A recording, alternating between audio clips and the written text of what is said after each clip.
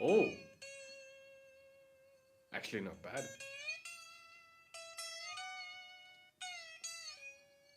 Wow.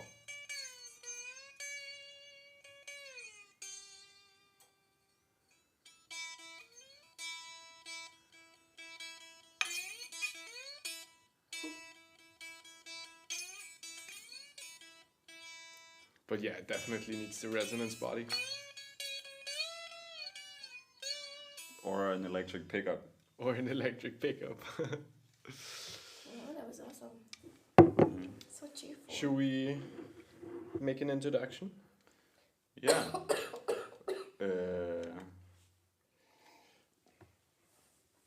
Okay, I got it.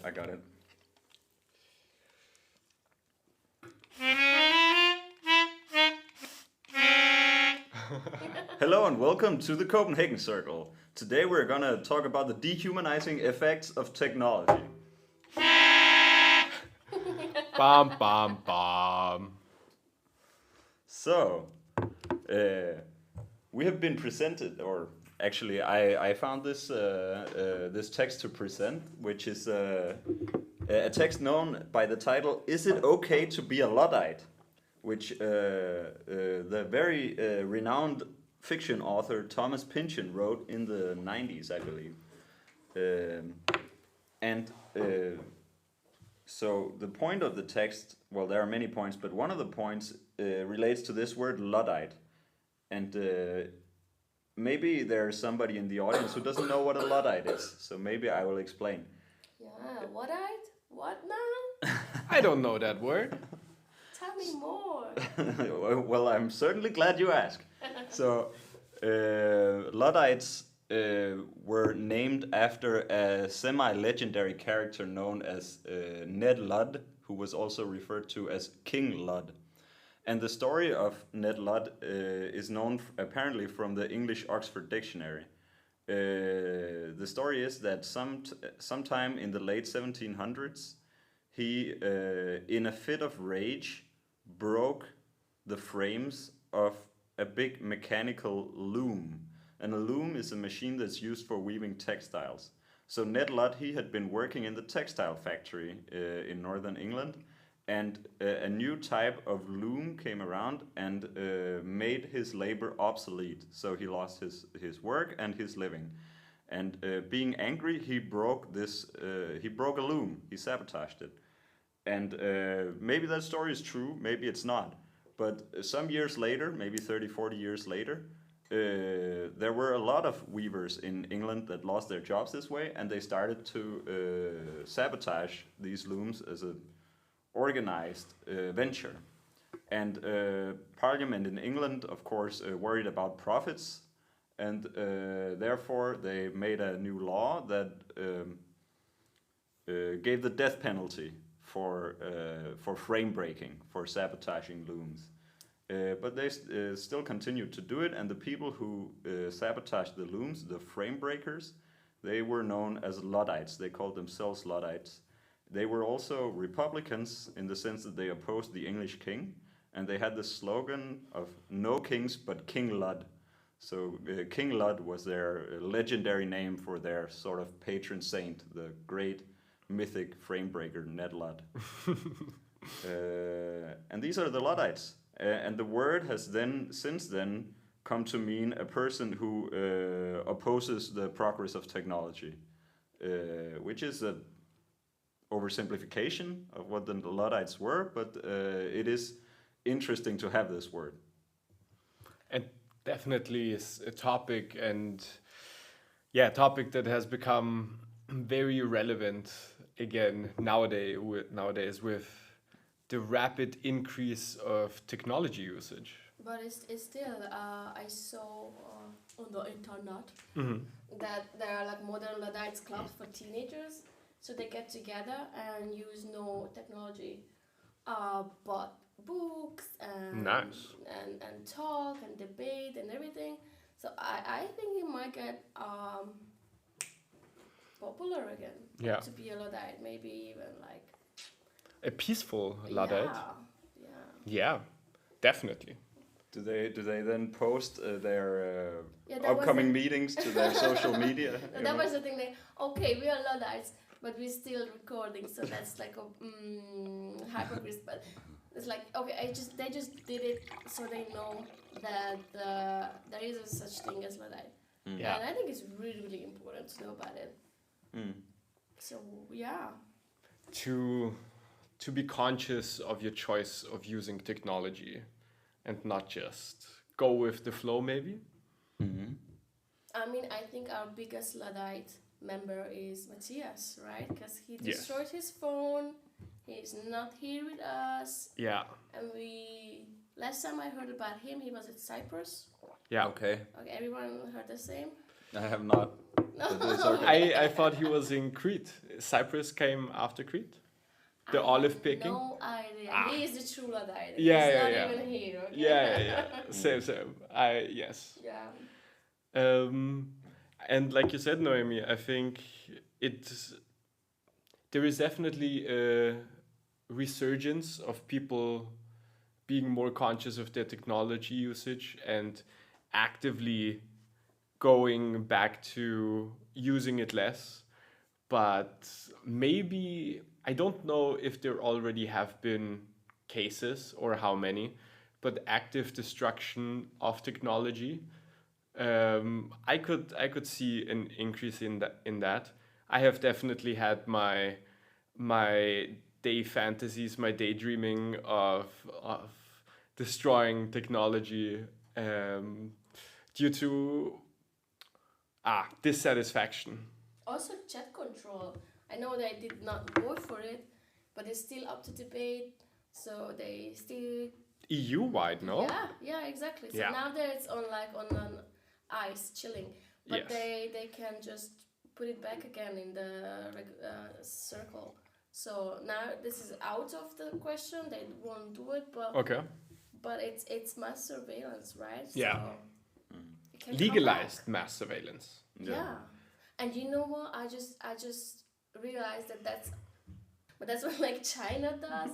And make it normal, like normalize mass surveillance, and that's why we should never ever allow to do that Yes. in here, Definitely. in Europe. Like US is a different place right now, but we cannot let that happen. Yes. It should definitely not be legalized. Wait, what do you mean we cannot? I think But we also, already have. Is it I just mean, already it's- happening? Yeah, it's interesting that you mentioned China because 10 years ago in the European discourse it was like, well, how do you know that China is an evil country because they have mass surveillance? And nobody uses that argument anymore in European politics because now we have it too. Right? Exactly. They try to normalize it, but it's not normal. Like No, they had this in the Soviet Union too, right? And in the German Democratic Republic, like East Germany, where everybody knew, okay, don't say things that might get you in trouble anywhere because who knows who might. You be don't listening, know right? where. Yeah, where are the microphones? Yeah, they could be in the trees. They could be in the animals. Yeah. But I think the birds are government drones. too. Yes, as everybody knows. But I think what's also really interesting about the Luddites and in this context, which Thomas Pynchon also points out, is that it's not this blanket thing where they hate all technology or they're opposed to technology in general. Like if you're a primitivist of some kind, like the Unabomber, you may have the idea, okay, let's get rid of almost all technology. But this is somewhat absurd because even a hammer is a piece of technology. Like how do you a house is a piece of technology, right? So what they were really mad about were very specific technologies that took away their labor and somehow in relation to that their perception of their own dignity, right? They were angry that it seemed that this machine was more important than they was, right? And that's why they wanted to break it. This is what. Also, as you mentioned a week ago, like when we talk about it, that the product that the machines made were shittier. So it's the quality also. Yeah, in general, during industrialization, you had a great increase in the quantity of products, but you had a general loss in the quality. So you can, for example, today mass produce furniture, but it will not last as long as good handmade furniture will, right? So that was also why somebody who becomes a Luddite maybe becomes radicalized. Is that not only is he fired from his job, but he's replaced by a machine that produces an inferior product to what he did. Everything in the name of efficiency. Yeah, and profit, right? And so he avenges himself on this machine that replaced him by destroying it. And it's this weird relationship of humans to machines where they're interesting and useful and fascinating, but they also cause our resentment in a sense. And I think a lot of people feel that way today about their media technology. Screens, right? That somehow I love it because it gives me access to all this interesting information, but I also hate it because it somehow takes control of me and takes my time away and my ability to concentrate. Yes. And this double, relationship that's really interesting. Yes, I agree. I think also I have written here a few things in my notebook, and the first thing that I wrote that came to my mind was overdependence. And I think with machines make everything more efficient, and like you said, profits rise. But the question is, at some point, to what end? And this process, like, how are the Luddites still relevant? This is apparently a topic that is as old as almost time itself.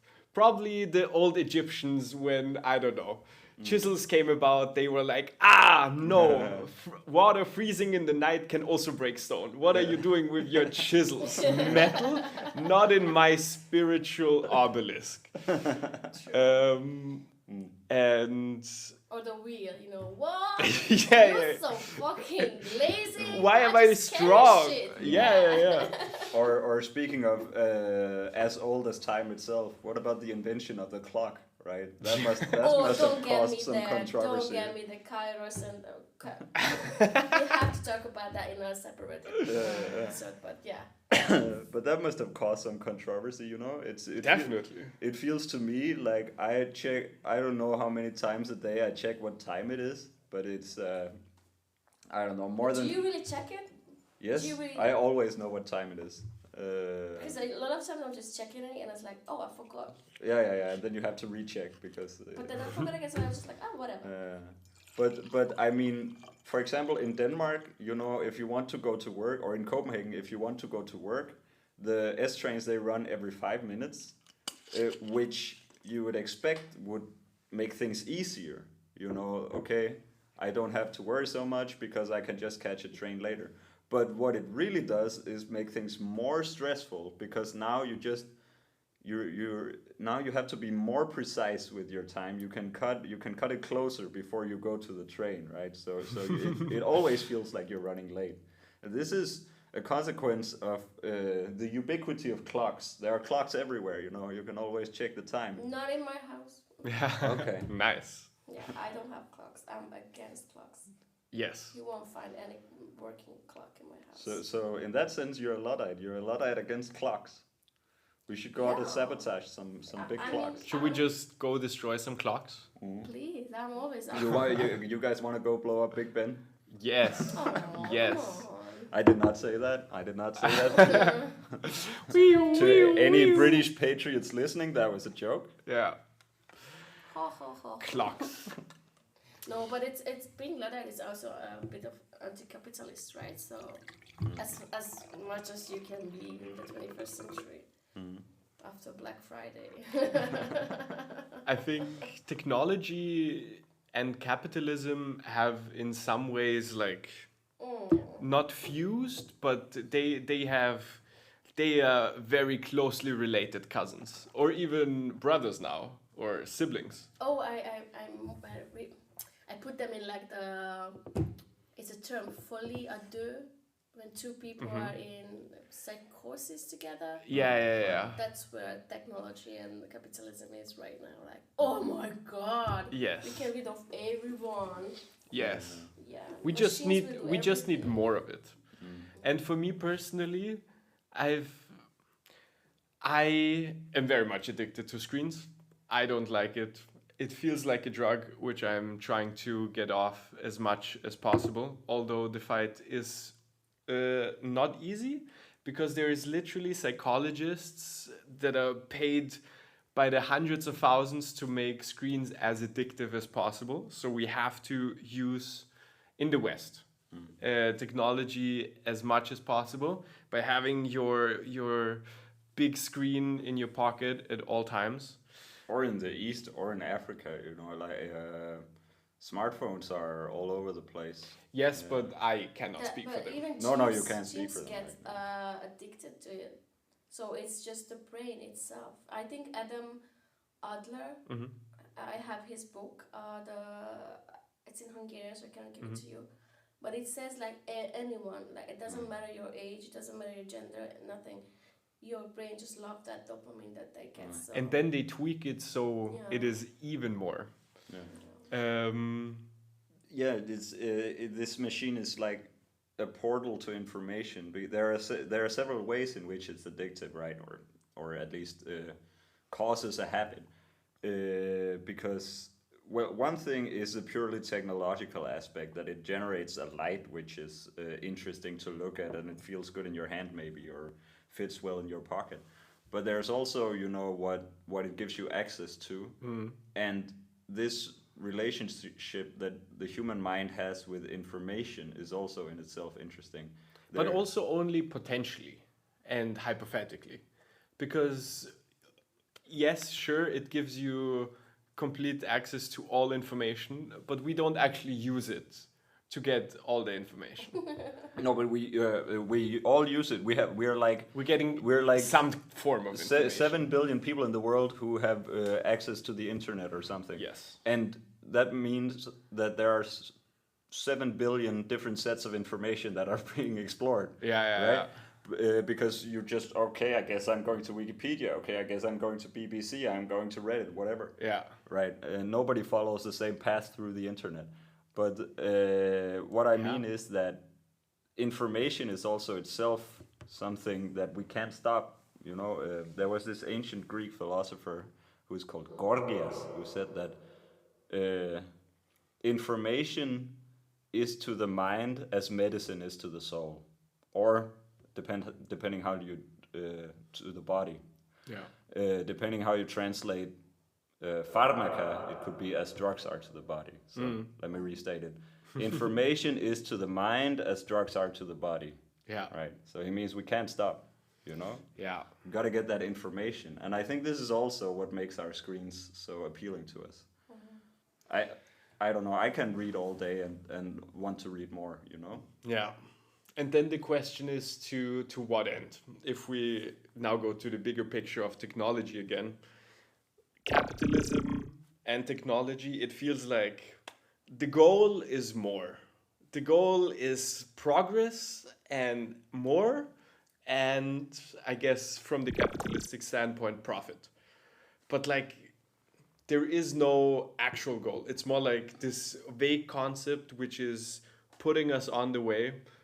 And then you could also say, are we, the people, actually deciding for it, especially nowadays, or are just a few people deciding that this should be the way, release it to the public, and I guess then it is, I don't know. Break time. Break time!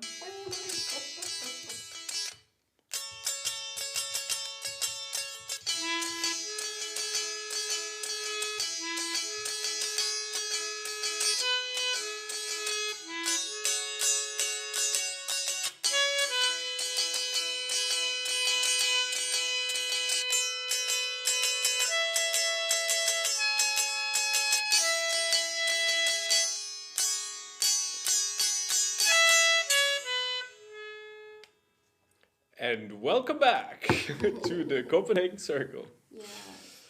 Kala, would you please read it out loud? The best part that I choose, my favorite part of that article you sent us.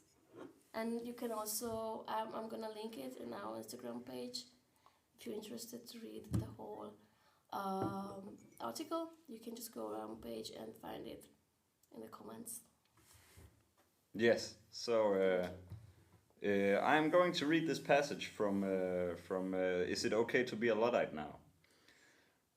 As well-known president and unintentional Luddite D.D. Eisenhower prophesied when he left office, there is now a permanent power establishment of admirals, generals, and corporate CEOs, up against whom us average poor bastards are completely outclassed, although Ike didn't quite put it that way.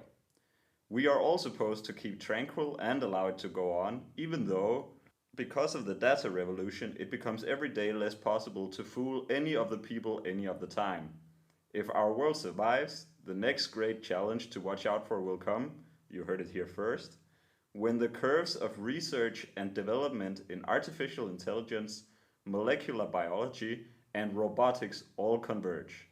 Oh boy, it will be amazing and unpredictable, and even the biggest of brass, let us devoutly hope, are going to be caught flat-footed. Wow. This was from the 90s, by the way, so when he said you heard it here first, maybe he was right. Yeah, and now we are there. Production of golems, right? Robotics, biology, or microbiology, and AI. Yeah. Making an organic robot and put consciousness in it. Mm. The Terminator. The Terminator. Golem, yeah. Mm. Yes. We are going away. And No, we not. no, we're not. I find it surprising how quickly everything with AI has happened. Like, when did it properly start? I think after COVID or during COVID, around 2022. And I remember the beginnings of AI, and especially that was, I think, around the time of GPT-2, where there was also some video generation already out with Will Smith eating spaghetti. And oh my God, it looked like the Frankenstein monster. It was crazy. And just 3 years after that, you see dozens of reproductions of that. Perfect. And I don't know how it is in your friend circles, but for example, like, my friends definitely use AI a lot, or at least in some way for studying, for personal use. But if you go into uni, like, of course, nowadays, technology, every student has to have a laptop, in Copenhagen at least. It doesn't work without it. And then you go to the library, and everybody, or like, at least half the people have AI open. What? Yes. Like, yes, at least half. For whatever they're doing. And I am also part of that, AI. I do programming for my master thesis at the moment, and it's really good at that. But it's also really good at just having conversation. 2025, it was apparently mostly used for therapy, which is crazy. Before that, it was probably people talking to friends. It's going fast. I read about this the therapy thing. It's this is I gotta say, I think it's a bad idea. I mean, but I don't know. I don't want to be the boss of what anyone's doing with their technology or with their anything else. But I did read about some cases where people have been admitted to the mental asylums. Well, that's not the politically correct word, but you know, to the crazy houses. It's more better. Yeah, that's more better.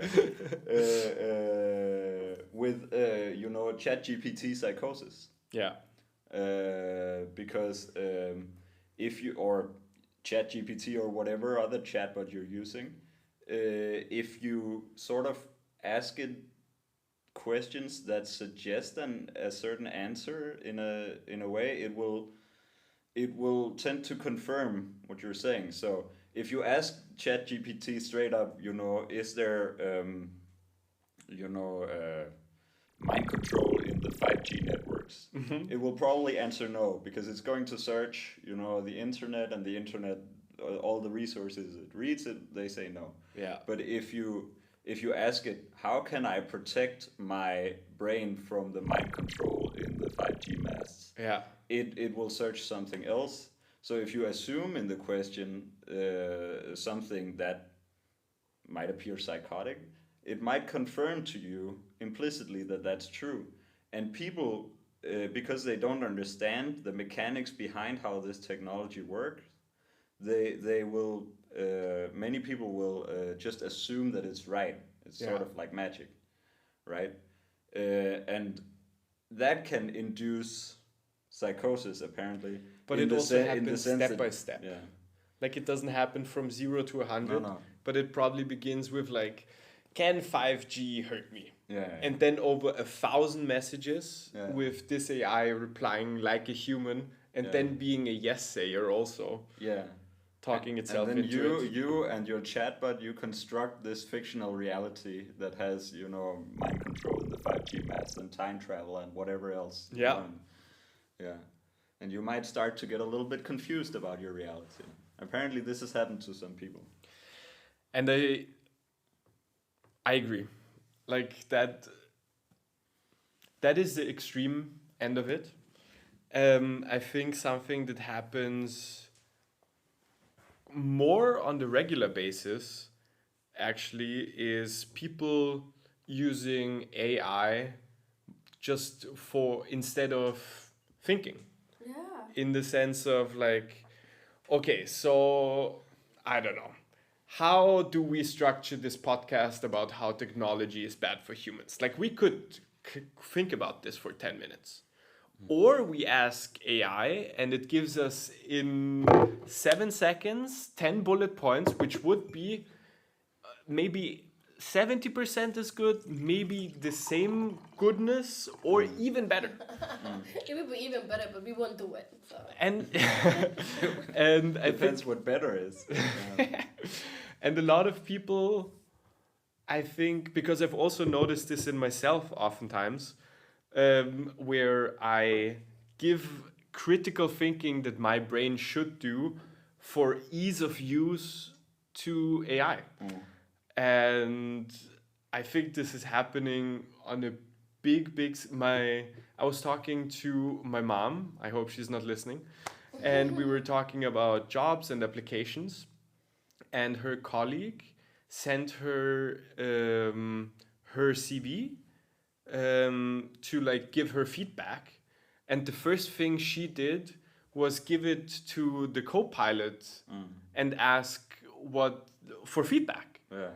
And I was like, man, this is not feedback. This person could have also just put it into AI. Yeah, I could have done this myself. And I think, where do you think this is going? Like, apparently in the short amount of time we have had, this has been a trend of already just thinking being given as a task to AI. Well, what I think in programming and maybe in academia and some other work, sort of like visual design for digital purposes, it's going to change a lot how people work. But it will also just generate more work, because then they have to manage all the products that their AI is making. The dystopian vision that I have sometimes is of a giant trash heap, Where are we gonna put all these servers? All this so-called Data artificial centers. intelligence requires immense amounts of processing power and immense amounts of electricity. Yes. Huge amounts of electricity. And big servers that can run all the programs. And where are all these servers, these data centers? This is where the real Luddites, the real modern Luddites should go and sabotage these places, right? Yeah. But they're probably very well guarded. Definitely. By but- robots? Huh? By big fences and people, security, Dogs, yeah. big walls, like Barbed wire, guards with dogs. Imagine. What if the guard is a Luddite? Yeah, That's how you infiltrate. Yeah. Definitely. But the guard is not a Luddite. Like the guard, he asks Copilot whether he should beat you up. You know. But isn't it like the way to go to the thought police? Yeah. Because whatever you think, you're gonna type it down, right? Yes. So you won't. And then we have chat control. Exactly. So you won't have an inner dialogue with yourself. That you can keep it total secret, like just for you. Yeah. No, you're gonna use to tell whatever is your mind to the computer. So you kind of give up on your own fucking privacy. Totally. And there, it's designed this way, right? Just like social media was, that you're encouraged to give away as much private information as possible, because this is useful for selling and for they use it understanding to and sell analyzing as markets, right?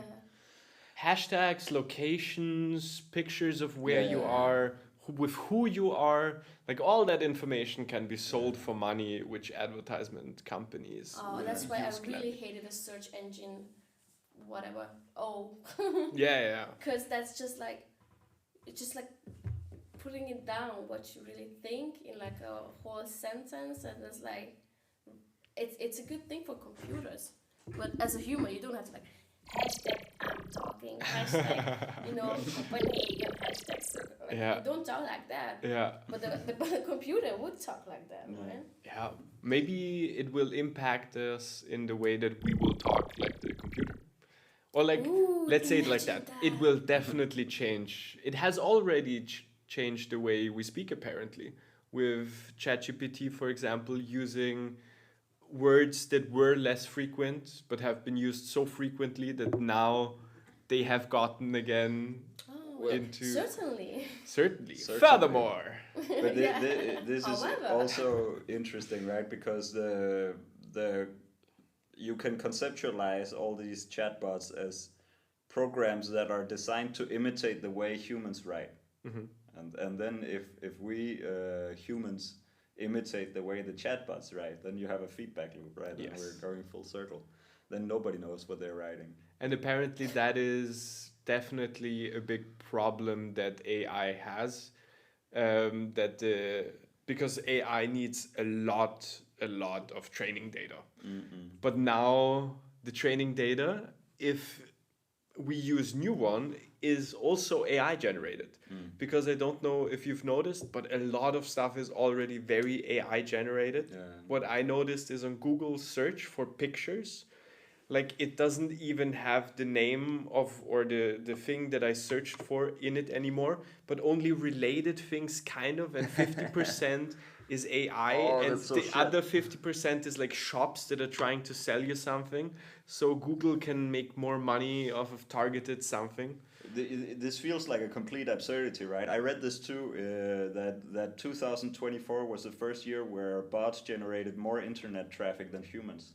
I don't know how they measure this, but apparently that was the case. Bots are gonna... And this feels completely absurd, right? Like, what's the purpose of having servers talking to each other if they're completely detached from the what humans want with them? In that case, we don't need them. They're just like a weird growth that we might want to excise. But probably that's depends. You can always find good uses. For bots? For what? The dead internet theory, for example, is what you are getting at, where... Which is not a theory, though. Yeah, where It's AI reality gets now. so good that chatbots become really inexpensive, and most content or commenters or whatever are actually just bots. And I'm, for example, a lot on Reddit, which also is a lot of bots. Like sometimes I saw a post with, I don't know, oh, look at my really good pie that I made. And then with a picture, and the picture is, this is just a test, don't comment anything. And then you see like bots being like, this pie looks so amazing, I wish I could have done it. And I think with stuff like Reddit, if you have bots with a lot of opinions, like you can sway like the bad Russians, for example, impacting US politics, like stuff like that is already happening. and But just they do. impacting what you Have you seen read. it on Twitter? I don't know how, but they switched off. Where are those people? Where the accounts Yeah. are located. Yeah, and there I was saw like that. a real American, and that person was located in some African country, Yeah. or in Russia or China and all these Or things. India. In India, yeah, exactly. So that's what's happening. Like, Yes. that's crazy. Like, go out, talk to your friends, talk to strangers, whatever. But my screen Still is so better. fun. Why should I? Why? I could go Because outside. you're taking a risk, because if you talk to your ChatGPT, that person or whatever AI, that thing's gonna always say something good for you. Yes. Something that, oh yeah, you're right, but da. But if you go out in the real world, then you're gonna find someone real quickly who will disagree with Yeah. you, and that's how you learn, how you grow as a person. Yes. To kind of like be patient with stupids, That's a skill. That's a big skill. But if you grow up talking to someone who always positive, Yeah. it's beautiful. That should be your mother, but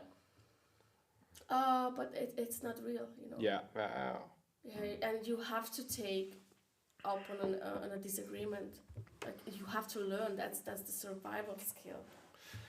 And if we then live in a world where all of our thinking is being passed on to AI, for example, apparently a lot of people like already write messages to their friends with AI. Oh, Or like, what would be the best way to answer this girl so she texts me back and I get a date? Or what would be the best answer so my girlfriend is the most happy? Or how do I break up with my boyfriend, girlfriend?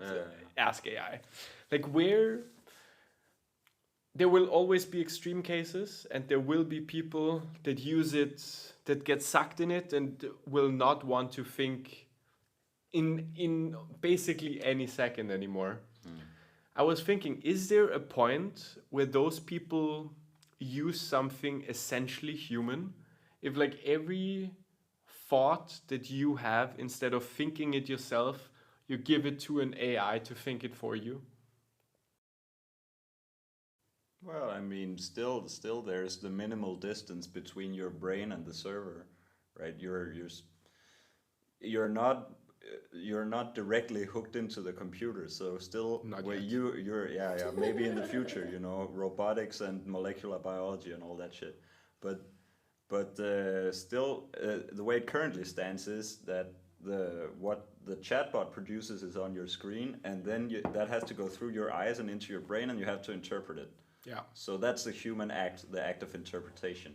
Even if you learn interpretative techniques Yeah. from a chatbot, it's still your brain that has to develop them and do it. So your thoughts will be human in that sense. But I mean, I think if all the content of your thoughts comes from the AI, that's where you risk, the chatbot psychosis. That we And talked about. all the actions in. Yeah. well, someone has to play the devil's advocate here, because we are all agreeing, like, we're talking to ChatGPT Yes. right now, because Yes. I think we can agree that being a Luddite is okay. It's not just Yes. okay, it's very much needed. So who can take on that advocate spot? I think a counter-revolution is coming.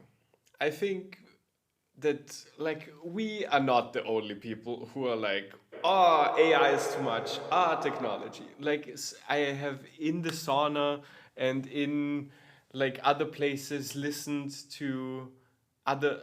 Okay, I feel like there is two representations.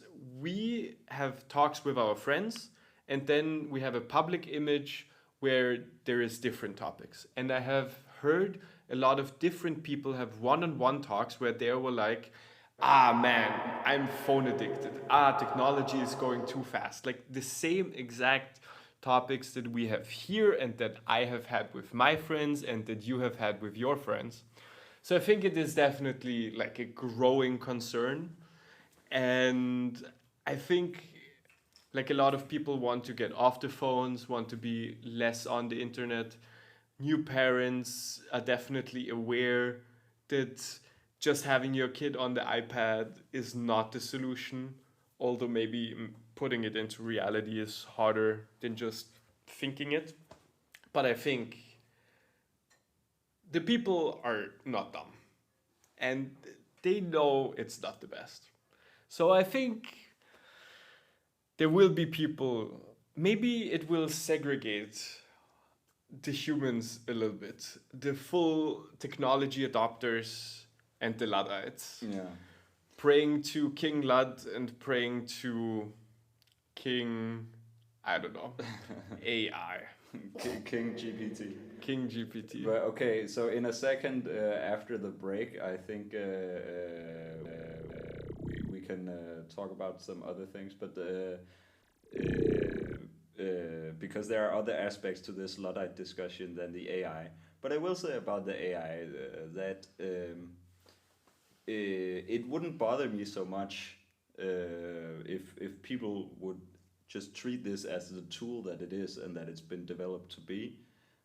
What bothers me is that it's being pushed so hard from all these very powerful organizations. This makes me suspicious. When you open a website, or it says, "Do you want to talk to our chatbot?" and you're like, "No, I just wanted to read whatever is." But for the quickest solution, you should talk to our please talk to Copilot. Come on, Copilot is lonely. We have this chatbot. Can you talk to our chatbot? It needs to pay off. You know, like it's being pushed very hard. No matter what it is, all the companies and this makes me a little bit suspicious. You know, but it's a shit ton of money in AI. Yeah. And it's not giving back the money that they promised. Yeah, that's the thing. It's not paying off yet. It's going to cause, I know I'm repeating myself, but it's going to cause a recession. Yeah, a very bad recession. If they don't find some way to turn this into profit, and now they've invested so hard. Yeah. They won't. Like, no, that's not going to happen. Not immediately. Not on my watch. Not on my watch. And with these prophetic words, it's break time. Break time. And we'll go.